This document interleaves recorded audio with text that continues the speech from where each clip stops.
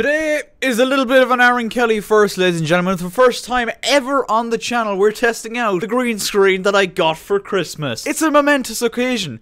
I don't know what's behind me right now. Do you know what I mean? I've not decided yet. I could be in the Bahamas, or I could be in Paris. I don't know yet. Maybe mind up in the edit. However, we are very much back for the Premier League verdict. Let's do this.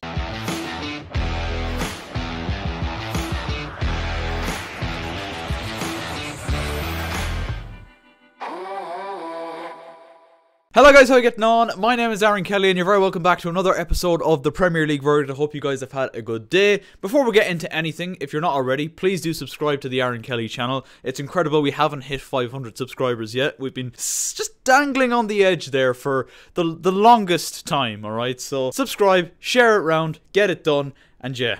Let's get into the boxes. Starting off with our green box, and there is really only one place that I can start with this. I think it's probably his debut in the green box this season. Harry Kane. Green box for the best performance of the week. He played a massive role in Tottenham's incredible 3-2 victory over Manchester City at the Etihad. A result, really, that in my opinion blows this title race completely wide open, considering now that Liverpool have a game in hand against Leeds on Thursday, followed by the still to play Manchester City later on in the season. It's actually, we might just have a title race on our hands here, lads. I don't want to jinx it, because Liverpool could just go and lose to Leeds, although Leeds are looking terrible at the minute. Harry Kane, what a performance. He starts off the game by playing a killer pass to Son Heung-min, who plays it across to Kulusevski, who rolls in his very first goal in the Premier League for Tottenham Hotspur. Gundogan equalises then after a poor mistake by Hugo Lloris, I think it's fair to say, but Harry Kane then puts Tottenham in front with an unbelievable finish. I just love this finish, the way he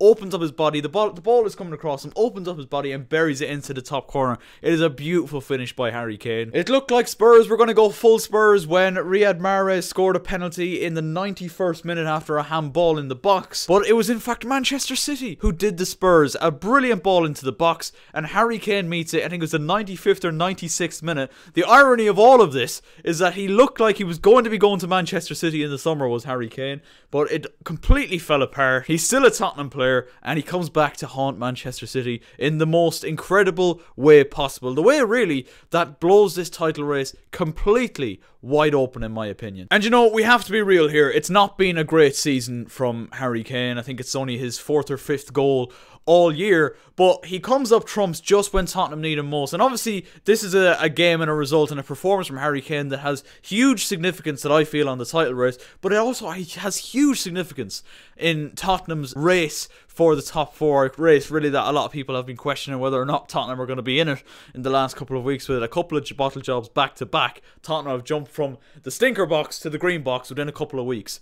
Brilliant stuff. But it was a performance from Harry Kane that reminded us of why he is so highly regarded and is regarded as one of the best strikers in world football. Not only for his goal scoring ability, which he finally managed to get back at the weekend, but his overall play. That pass to Son Heung-min for the first goal. Not many footballers, you know, in the world have that kind of awareness. Some midfielders don't even have that kind of awareness and vision and, you know, progression of thought as Harry Kane in that kind of scenario. Lovely pass. Son was really unselfish as well. But it's a damaging defeat from Manchester City. Tottenham do the double over them and Harry Kane at the absolute forefront. What a performance. Yellow box. Okay, we're going to have a bit of a laugh with this one. And it's obviously, look, I'm not going to try and make light of the Kurt Zouma situation, alright? I'm not, because I actually think it was horrific and disgusting what he's done, and he is getting his comeuppance. What he did was completely wrong. Luckily, he is being and has been punished for it with all the, you know, the brands that have pulled out. Got a massive fine, you know, the maximum amount of a fine that you know, a player can get for something like, you know, what he's done. And there's also talks of it being taken further, but that's not what we're putting in the yellow box for this week. I heard this incredible story that, if true, is just unbelievable. So West Ham are playing Newcastle in the early kickoff.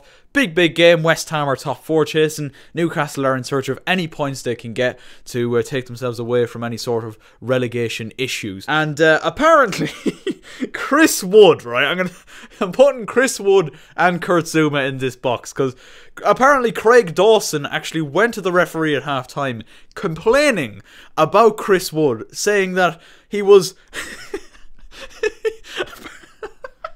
apparently he was meowing at Kurt Zouma. Like, have you fucking ever heard anything like this in your life? Like, we've heard of levels of shithousery before where, you know, people try and wind each other up here and there. But this is just Fucking absolutely unbelievable. But realistically, Kurt Zouma's been in the news for something as controversial as this. If you're a striker and you're playing against him, you absolutely would do everything in your power to wind him up. And Chris Wood found that meowing must have done the trick. I mean, it's not as much of a story as maybe the other boxes will be, but Jesus Christ, man, I just thought this was the funniest thing ever. I had to mention it on the verdict. Obviously, don't take this out of context. I've not, you know, played down the whole Kurt Zouma situation. I think it's disgusting. He is getting his comeuppance, but this story, you have to admit, is too funny, lads. It just is. It's too funny not to talk about. Unbelievable stuff. Finishing off the video then is our stinker of the week, and it's an interesting one, lads. I thought Man United were going to get it. I genuinely thought they were going to throw it away against Leeds, having made it 2-2 after they were 2-0 up at half-time. A really quick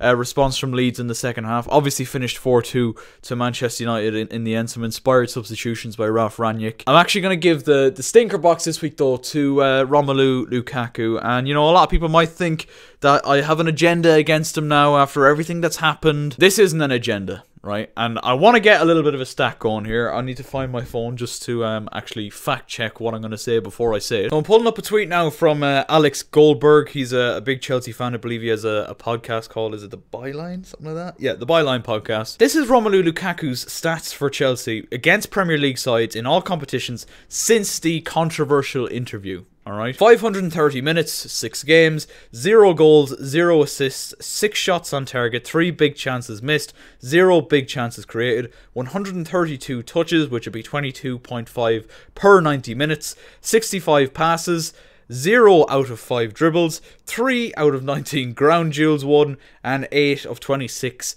aerial duels won. And the most damning stat possibly of all in Chelsea's 1-0 win over Crystal Palace is the fact that Romelu Lukaku had... He's broken a record. He's actually gone as far as to break a record for the least amount of touches in a Premier League game. 7 touches in the whole game against Crystal Palace on Saturday. Are you taking the piss? Now, I know there's going to be the argument here and there, like, are Chelsea using Lukaku to the you know, maximum of his potential? Possibly not. There's possibly an element of maybe we could play to his strengths a little bit more. But there is got to be an element there of we spent nearly £100 million on this guy. The circumstances might not be perfect for him, but he's got to show more effort and look like he actually gives more of a fuck. It's a problem for me. It's a big problem when a player doesn't look like he wants to be there. Thomas Tuchel has actually kind of stopped pulling his punches with Lukaku now. He kind of came out and didn't exactly defend him in his post-match presser after the Palace game.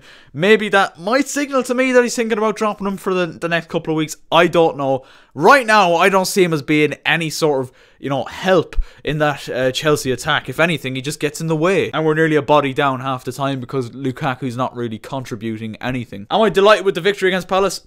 Absolutely. It leaves us in a decent enough position in third place. I think we're still in a bit of a fight. We still have to keep looking over our shoulders at the likes of Man United, West Ham, Tottenham, Arsenal, Wolves all coming through. Ziyech got the goal. Ziyech coming in absolutely clutch recently. We've given him a bit of stick on this channel before, but he's been absolutely clutch for Chelsea recently. You could actually argue Lukaku has been as well in the Club World Cup, but it really matters now towards the end of the season that Lukaku gets involved and starts scoring goals and fires Chelsea into a decent enough league finish and a decent run in all cup competitions. Obviously, Carabao Cup final next Sunday. Thomas Tuchel has the big decision to make. Does he start Romelu Lukaku, especially after breaking such a horrific record, one of which that gets him into the red box for this week? No doubt in my mind. Alright boys, that is where I'm going to wrap it up. Let me know what you think of the old green screen.